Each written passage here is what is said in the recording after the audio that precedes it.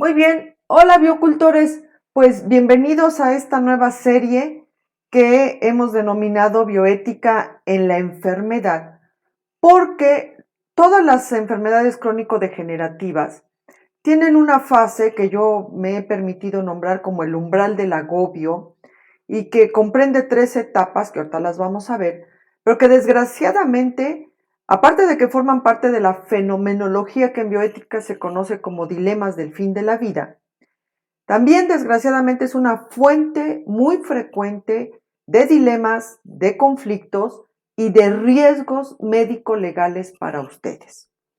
Y de ahí la inquietud de hacer esta serie, que capítulo por capítulo vamos a ver una patología en específico, para tratar de ver de forma lo más puntual posible qué comprende cada etapa y qué hacer y qué no hacer o cómo hacerlo, para que simplemente ustedes, sus acciones estén enmarcadas entre lo ético y lo legal, siempre recordar eso, acciones enmarcadas entre lo ético y lo legal, y con esto generar una línea de seguridad lo más amplia y lo más fuerte posible para evitar estos riesgos médico-legales y también que los otros, los pacientes y familiares, se vean beneficiados con estas medidas bioéticas para contender con los dilemas del fin de la vida, ya con las particularidades de cada enfermedad.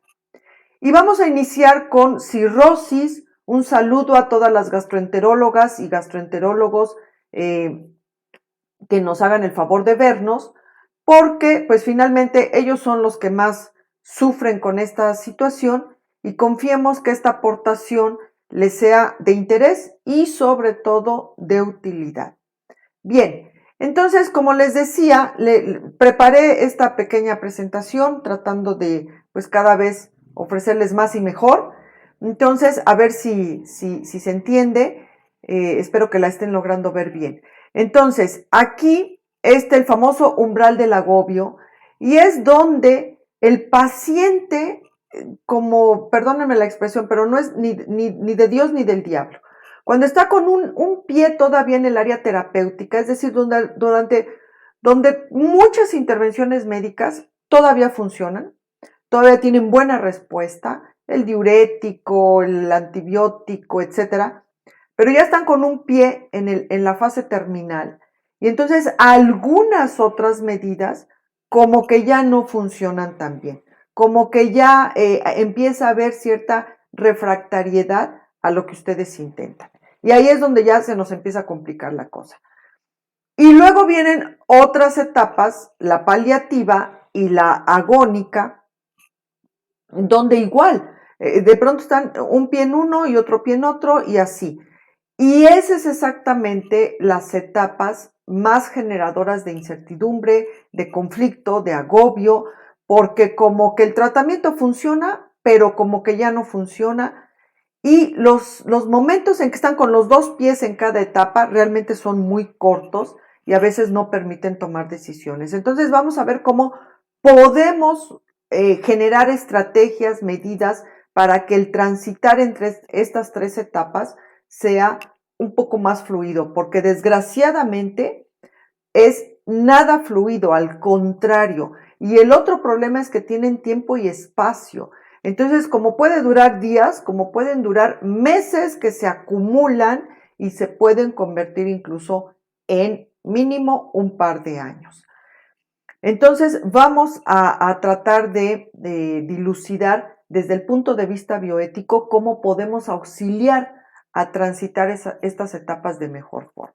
Bien, entonces para eso, pues vamos a auxiliarnos de lo que ustedes ya conocen perfectamente bien, que es la escala de Child, y la plática se va a circunscribir a la etapa B y la etapa C, y con especial énfasis cuando comienza la etapa B, o sea, cuando ya tienen todos este síndrome, que ustedes se lo saben perfecto, ahí yo nada que decir, pero que el contexto se empieza a conformar en pacientes que se la viven cada 8 días en urgencias o cada tercer día, que llegan a urgencias, le hacen una paracentesis, le sacan 3, 4, 8 litros y a los 3 días están otra vez ahí, necesitando otra vez 3, 4, 8 litros de que le evacúen de líquido, donde los diuréticos como que ya funcionan, no funcionan, la oligoanuria de pronto nos da lata, de pronto no nos da lata,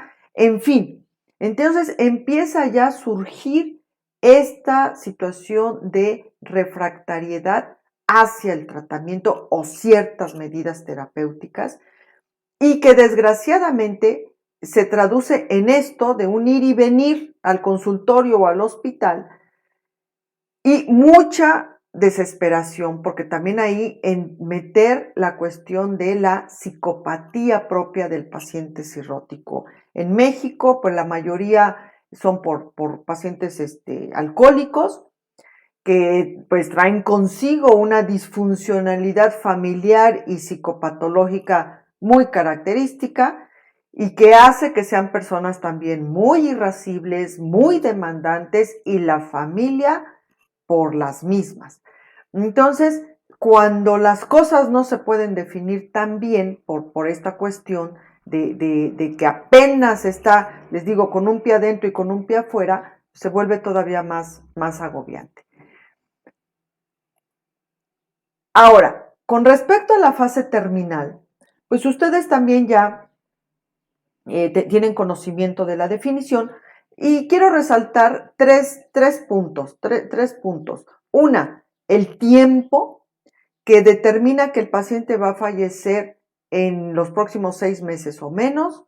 2, la multiplicidad de síntomas que tienen un gran impacto. Ojo, son múltiples síntomas que intensos y con gran impacto, tanto obvio en el paciente, pero también con otro tipo de impacto en los familiares y en los médicos. Y aquí es donde entra este término del umbral del agobio, porque acaban agobiados todo mundo. Pero ojo, múltiples síntomas de gran impacto y multicausales, obvio, y muerte o fallecimiento en término de 6 meses o menos. Ojo con esto, porque aquí es donde va a empezar el incidir de la cuestión bioética. Y les digo que aquí empieza el incidir porque en bioética ustedes van a escuchar siempre por todos lados cambio de paradigma. Cambio de paradigma para el norte, para el sur, para el este, para el oeste, arriba, abajo. Pero a veces no se entiende exactamente qué ahí en la trinchera, en el ámbito clínico, qué se tiene que entender por cambio de paradigma.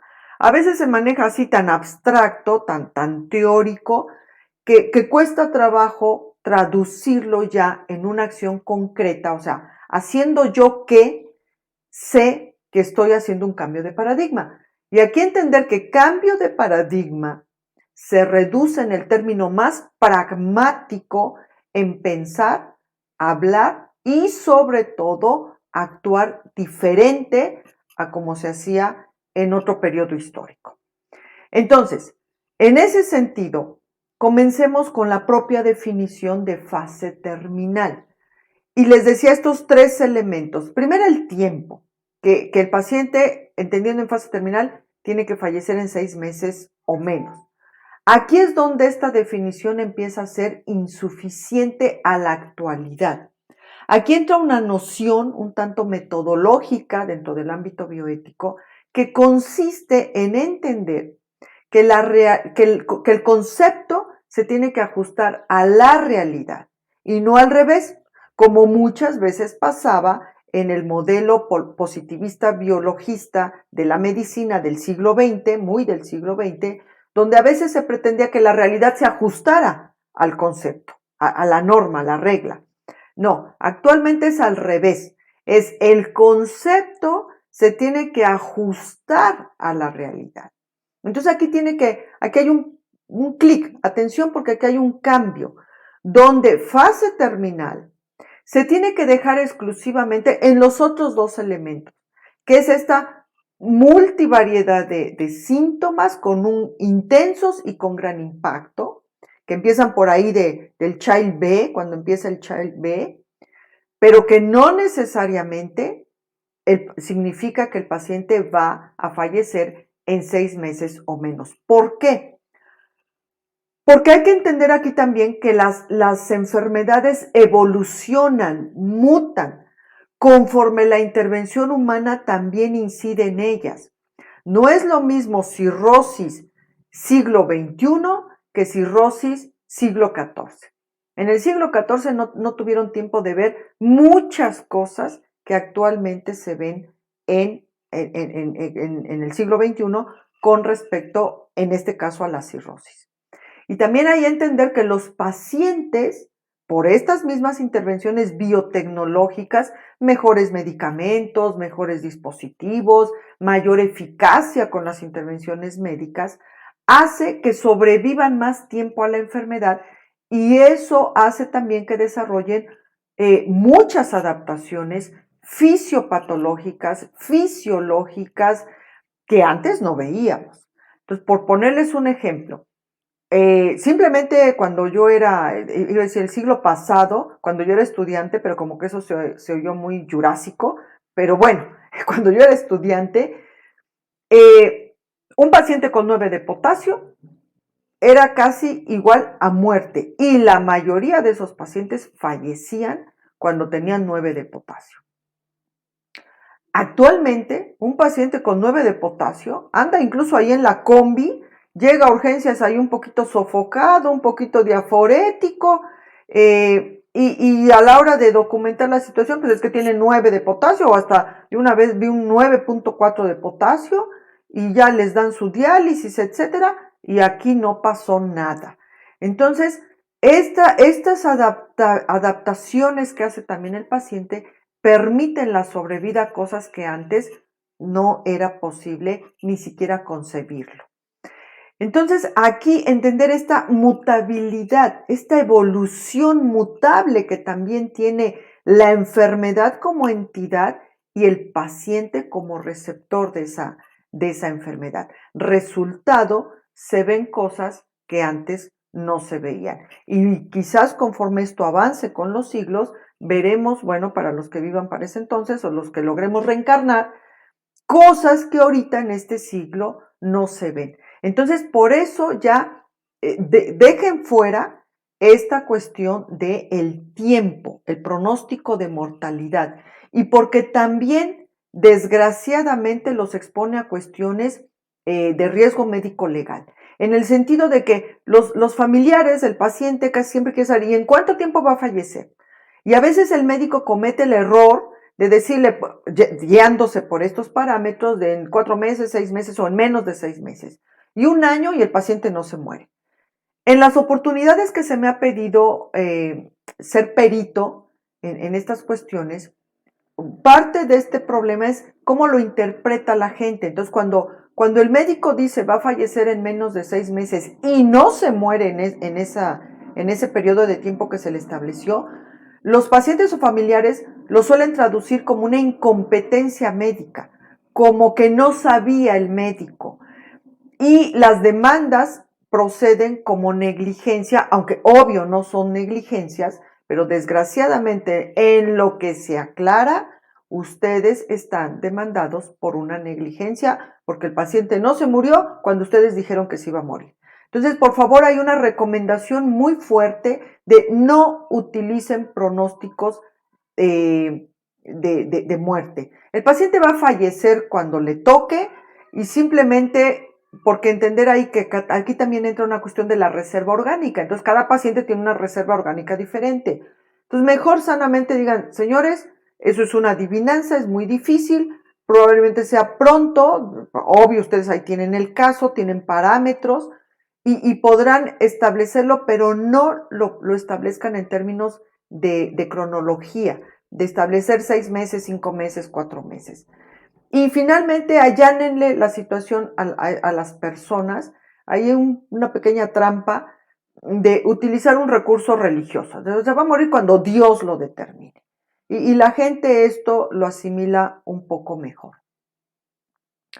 Ahora, entonces, ahí entra el primer cambio de paradigma con respecto a la definición de fase terminal, específicamente aquí en estos términos de enfermedades crónico-degenerativas, que vale para todos, obvio, pues para la cirrosis también. Pero están estos otros dos elementos, la multivariedad de síntomas y sobre todo el agobio, el gran impacto psicológico, emocional, de resiliencia, de tolerancia a la frustración que causa en los afectados. Y cuando digo los afectados, estoy involucrando a los tres, paciente, familiares y médicos. Entonces, ¿qué hacemos? Bueno, aquí, para empezar, ubicar dónde estamos, tanto médica como bioéticamente. Entonces, médicamente, les digo, estamos ahí cuando el paciente ya califica para Child B. Ahí hay que empezar a preparar cómo vamos a manejar el umbral del agobio, que ya vimos todas las etapas que implica. Entonces, ahí la primera es la fase terminal paliativa, porque muchos pacientes van a estar como que un pie en el área terapéutica y un pie en la fase terminal. Si ya están con los dos pies en la fase terminal, es decir, con ya una situación de refractariedad al tratamiento, entonces ahí es cuando tenemos que empezar a meter estos elementos bioéticos que vamos a platicar ahorita.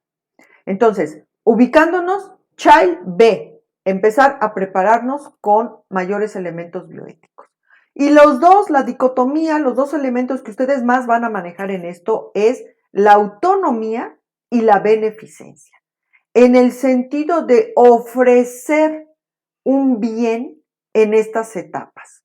Ahora vamos a ver cómo. Y permitir que las personas expresen sus preferencias con respecto a cómo quieren que se maneje esta etapa, este umbral del agobio. Empezar ahí a advertir lo que se viene, a que la cosa se va a ir poniendo peor, porque la gente cuando empieza a deteriorarse, cuando empieza a manifestarse la fase B, ustedes lo viven, lo ven, es al revés. Lo que quieren es cuándo se va a estabilizar, cuándo ya va a volver a estar bien, cuándo va a estar como estaba antes. Y aquí es al revés, es decir, no, es al revés, vamos a ir para peor.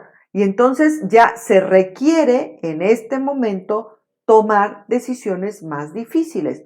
Ahí entra esta línea educativa que es muy difícil, o sea, no se los voy a negar, pero que hay que empezarla. O sea, aquí el punto es que hay que empezarla para evitarnos después cosas mucho más graves en todos los sentidos, en especial los médicos legales, que son a los que a nosotros nos preocupan, y de ahí la intención de esta plática.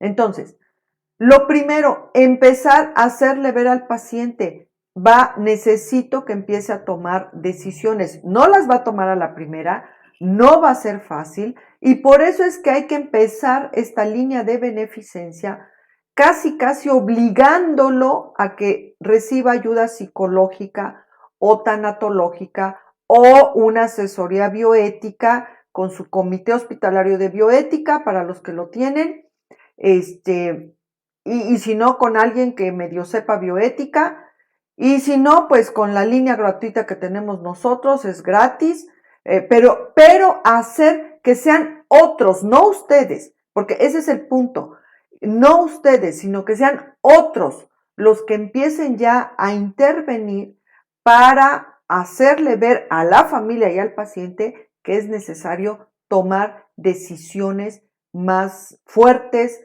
más intensas, más graves, pero necesarias. Ese es el punto, que son decisiones difíciles, fuertes, pero necesarias y que ya se tienen que tomar.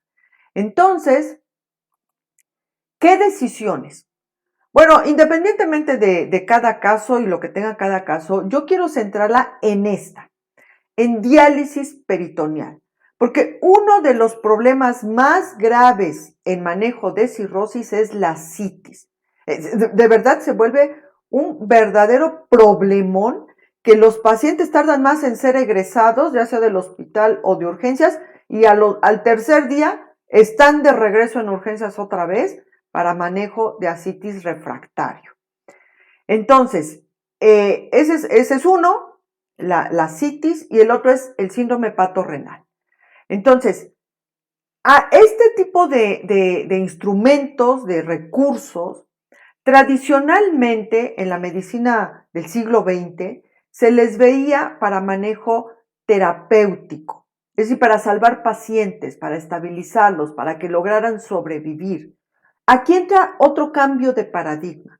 A este tipo de recursos actualmente se le tiene que ver como medidas terapéuticas, pero también como medidas paliativas, como medidas para poder resolver la intensidad de estos síntomas de gran impacto. Y ustedes lo saben, se remiten, pues, para empezar, a la citis misma, congestiones pulmonares, oligoanurias, o sea, que ya no orines, edematizaciones, anasarca, en fin. Entonces, ahogamiento. Entonces, aquí estas multisíntomas intensos de gran impacto, que está así como muy abstracto, pero que se reduce a estos síntomas y signos que ponen en jaque al paciente y que por la reserva orgánica que todavía tiene hace que sea un desfiladero en el hospital, cruento, de difícil manejo y de mucho roce, de mucha histeria, de mucha tensión nerviosa, de mucha neurosis y que puede degenerar en riesgos médico-legales para ustedes. Entonces, ahí, cuando está comenzando el Child B, proponer diálisis peritoneal. A lo mejor todavía no la necesita al 100%, como les dije, está un pie acá, un pie allá, pero aquí el punto es con lo que ustedes saben que va a suceder.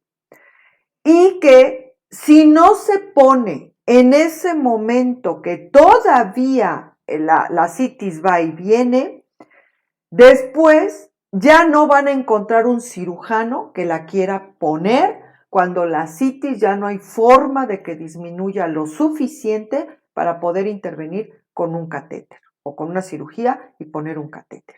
No va a haber ningún cirujano que lo quiera hacer. Y entonces ahí ya, pues, perdimos la oportunidad. Ahí entran los retos, ahí entran las dificultades, pero si el paciente y el familiar entienden que después ya no va a ser posible ponerlo y que va a significar una agonía, un manejo verdaderamente cruento, difícil, distanásico, entonces ahí es donde hay que incidir. Y hasta para ustedes. Entonces, esta es una herramienta muy útil que hay que contemplarse ya incluso como parte del tratamiento terminal paliativo agónico, porque nos va a permitir un mejor manejo de estas 3 etapas. Le va a permitir al paciente una visita más prolongada y una mejor muerte que estarse muriendo literal ahogado por el edema refractario. Entonces, aquí, ojo, aquí hay un cambio. Atención, como decía mi profesor. Esta medida pasa de medida terapéutica a medida paliativa.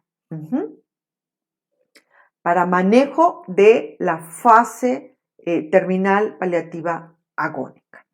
Bien, entonces ahí es donde entra el uso de la autonomía para que el paciente no esperen el sí de primera instancia, no son pacientes de fácil manejo y de fácil convencimiento, pero conforme vean que la citis ya no les permite estar ni 2 días en su casa, es probable, hay que insistir y es probable que acepten. O sea, el agobio empieza a ser tal que entienden la necesidad de poner un dispositivo que permita un mejor manejo. Y ahí, cuando lo logren, si se logra colocar todavía la diálisis, ahí es donde ofrecen esta beneficencia particular para un caso muy específico.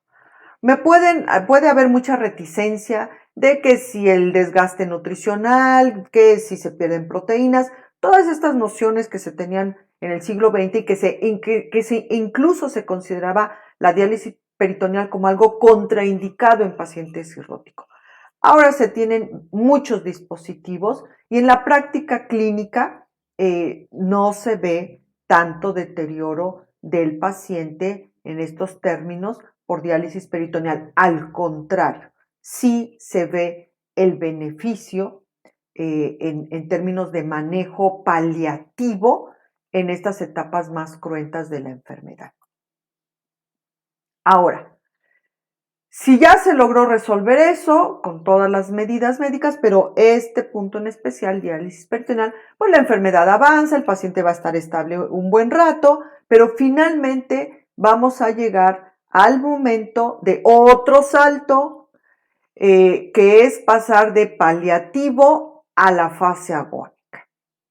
Y en la fase paliativa es cuando empezamos a quitar cosas, cuando empezamos a dejar de hacer porque ya el nivel de refractariedad es todavía mucho más alto que cuando estábamos pasando de la fase terapéutica a la fase terminal. Aquí ya no hay diurético que valga, si lograron poner la diálisis acaba siendo su mejor recurso, ya el paciente está con vómito, con sangrados, con encefalopatías, les digo, las medidas, ya el nivel de refractariedad es alto, que se vuelven fútiles, es decir, se vuelven inútiles, ya por más dosis que le pone uno, por más enemas que le pone uno, el paciente, la encefalopatía no da. Entonces, en este punto entran pues las medidas paliativas. Y aquí a veces es posible involucrar al paciente, a veces. A veces la lucidez ya no está tan amplia, es más, ya el paciente confunde gimnasia con magnesia. Y entonces ahí se hace respeto a la autonomía de forma extensiva en decisiones subrogadas. Son los familiares los que tienen que decidir, pero entender que a nosotros al hacer eso es una forma de respetar la autonomía, porque ya son los familiares los que tienen que decidir en base a qué querría el paciente o qué quieren para el paciente en términos de beneficencia. A veces estos recursos de la ayuda psicológica, la ayuda tanática, aquí se vuelven más necesarios, más intensos, con mayor intensidad. Si no se lograron dar en la etapa previa, pues aquí retomarlos e insistir en ellos, porque es lo que permite que la toma de decisiones sea un poquito más fluido. Lo que ayuda es que el paciente está en un estado clínico tan agobiante que a la familia le hace ver que pues ya la cosa está muy fea y que hay que hacer otro tipo de intervenciones. Pero regresamos a esta cuestión de que la mayoría de las veces son familias disfuncionales. Y entonces se pueden volver en una situación muy negativa, de mucha negación, de no aceptar y querer a fuerza. Ahora sí que, ¿cuándo va a estar estable? ¿Cuándo va a estar bien? Es que todo lo que se le está haciendo no sirve, es que ustedes no sirven, es que el hospital es una porquería, es que los médicos ni saben y ya saben, ¿no? Entonces, aquí hemos tenido casos donde los familiares empiezan a exigir cosas estrambóticas como ponerle células madre para que se regeneren el hígado o hacerle un trasplante para que se le regenere el hígado, en fin. Entonces sí se vuelve una situación muy difícil de pronto.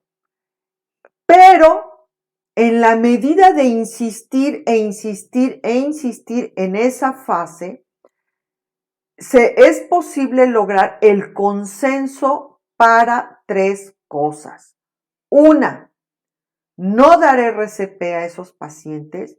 Todos los pacientes que ya están en fase paliativa agónica y caen en paro, no dar RCP. Aquí viene otro cambio de paradigma, otro clic en el cambio de paradigma. Paciente que caiga en paro, que ya esté en fase paliativa agónica, no dar RCP.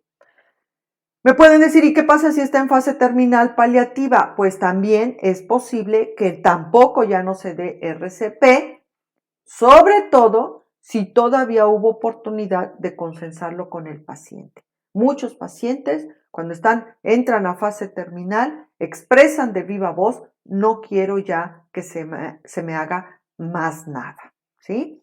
Entonces, aquí es insistir estas líneas educativas, mucha información para poder consensar que no se va a dar RCP.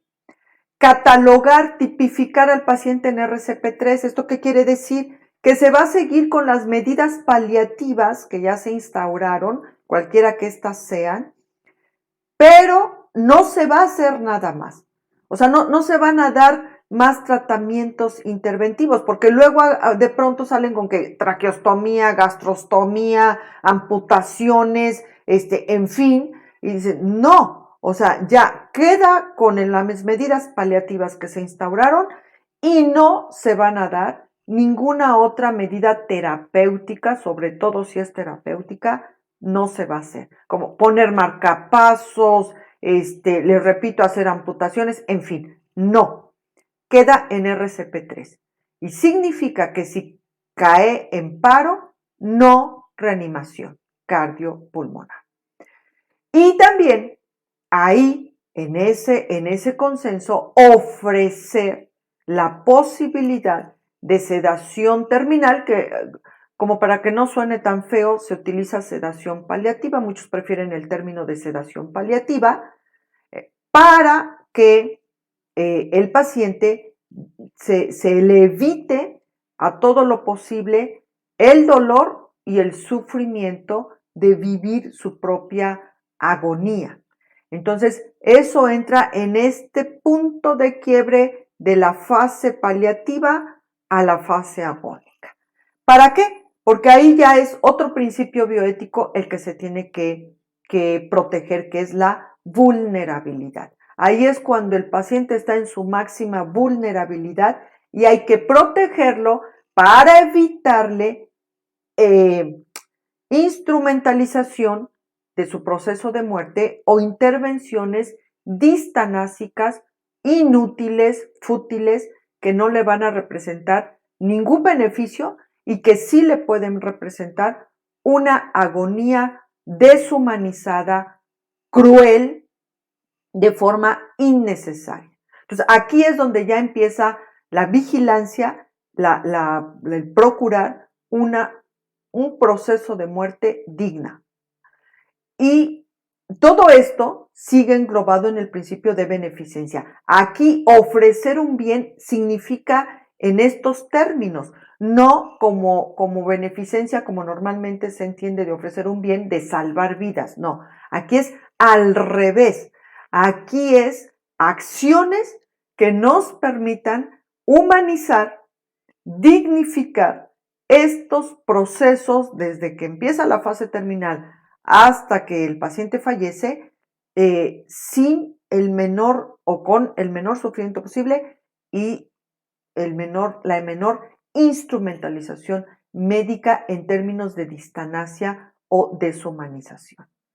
Entonces, aquí es donde nosotros tenemos que hacer esta parte fina de crear el consenso para que la fase agónica ya en todo su esplendor sea consensada, los familiares sepan qué se va a hacer, qué no se va a hacer, qué paso sigue y en un momento dado sedar al paciente para evitarle la vivencia en términos de dolor y sufrimiento de su propia agonía. Ahora, no lograron el consenso, la situación está muy conflictuada, ya están peleándose los unos a los otros, los familiares están muy agresivos. Yo ahí les recomiendo canalizar el caso a el Comité Hospitalario de Bioética. Aquí, por favor, entiendan que justo como esta fenomenología ya se conoce como dilemas del fin de la vida, no se trata de que el médico atienda todo. No se trata de que vaya resolviendo dilemas, problemas, conflictos, riesgos médicos legales, así, todo él. No, entender que son situaciones que a veces son muy complejas, porque aparte estos pacientes no son puros, tienen otras comorbilidades, tienen otras situaciones agregadas que pueden hacer que el caso sea muy complejo. En esas situaciones, y sobre todo si hay conflicto ya de por medio, mi mejor recomendación es pidan la intervención, el auxilio de un comité hospitalario de bioética. ¿Por qué o para qué? Para que de esta forma la familia vea que no son ustedes el problema, bueno, confiando en que así sea, que lo que ustedes les están diciendo no es invento ahí de ahí guajiro, que no están actuando en contra del paciente, sino todo lo contrario. Pero que desgraciadamente, pues a veces el nivel cultural y de difusión de estas temáticas, pues todavía no es tan amplio. Entonces ahí auxíliense con otras personas que les van a permitir a la familia no solo canalizar toda esa neurosis que ocasiona el tomar decisiones fuertes, difíciles, sino también el ver que no es cosa de que ustedes estén fallando.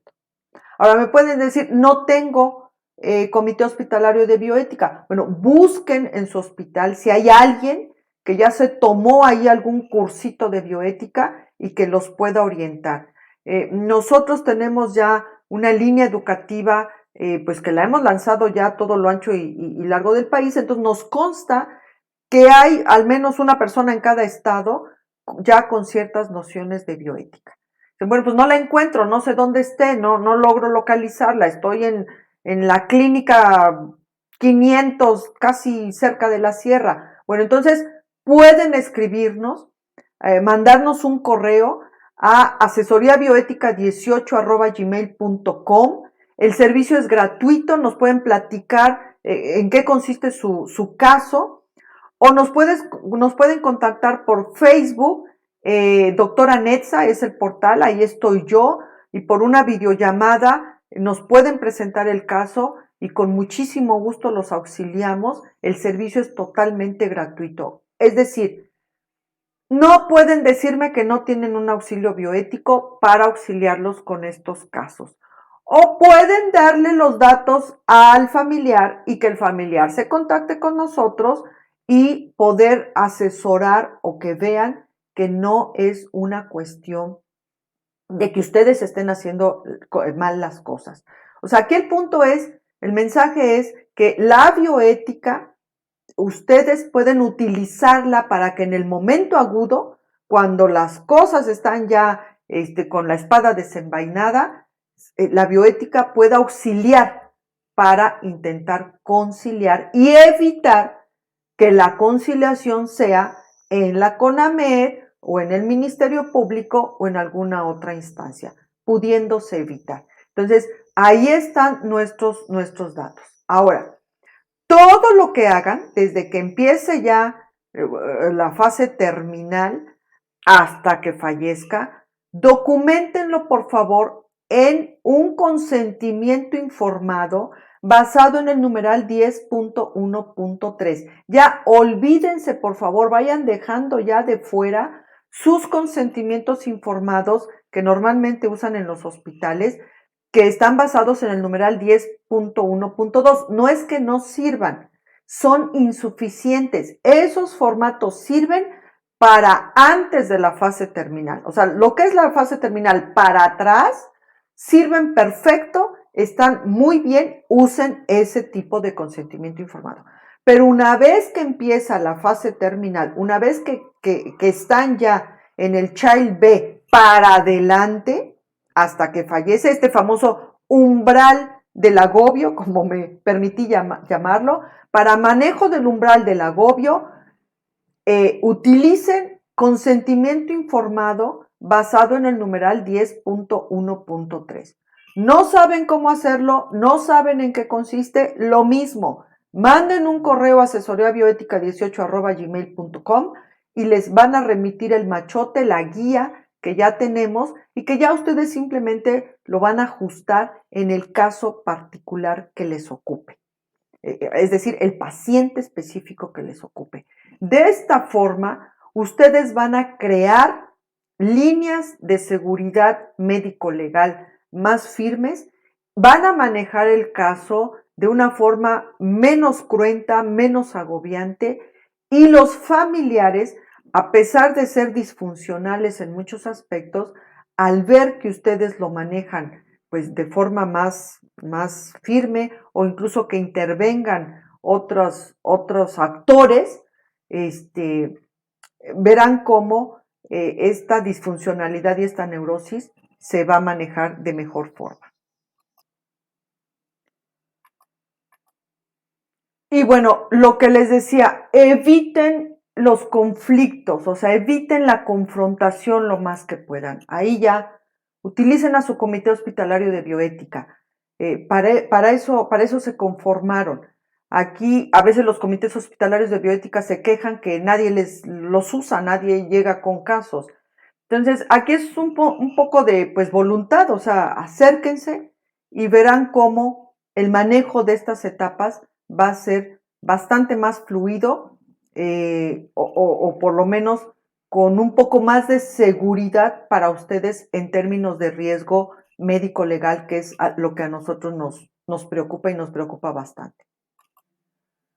Bueno, biocultores, pues llegamos al final. Muchísimas gracias. Espero que les haya sido de utilidad nuestra aportación.